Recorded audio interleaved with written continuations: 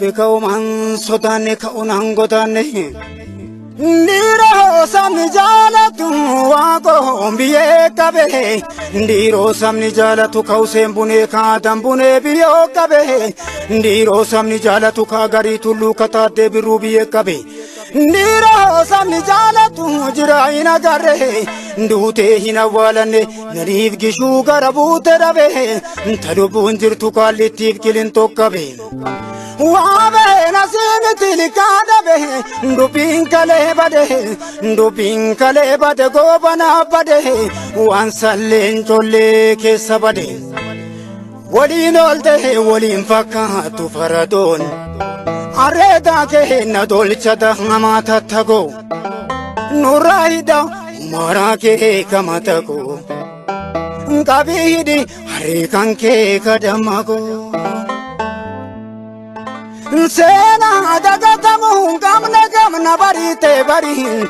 Sena dagatamu gamna barite barihin Gafana dinda bamukesa jira garihin Goni mana gabe jira abduan dabame Jira tu sesa jira nadihin Dule wanuti mangabani Lenji saro babutan Lenji sobae mutan Aragamule dugafa Dabamule kuma Jararo mohayum Lori sadina sarmum Kapso gurgurengalu Alafike satile Mudatan duga sirri Rabarachu kabnu Malo jachuf Kamalena ngafarabate Hagayomi darti duganganu titate Lubab lubung kabu jalde sinu nyate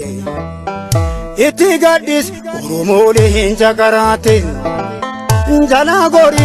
kumiti na gurate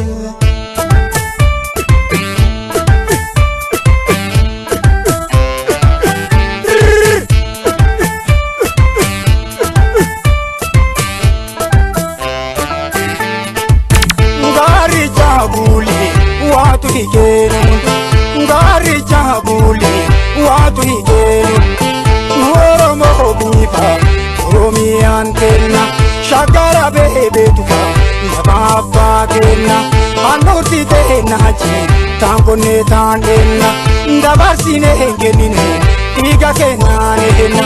Gari jabule Watu higenu Gari jabule Watu higenu Paruloni balaki Badi balado Morman bae zidarbe Jaburu ramuka Amal ko chongarasi Makala itoka Walinin dululamu Atagalle tosa Gari jabule Watu higenu Gari jabule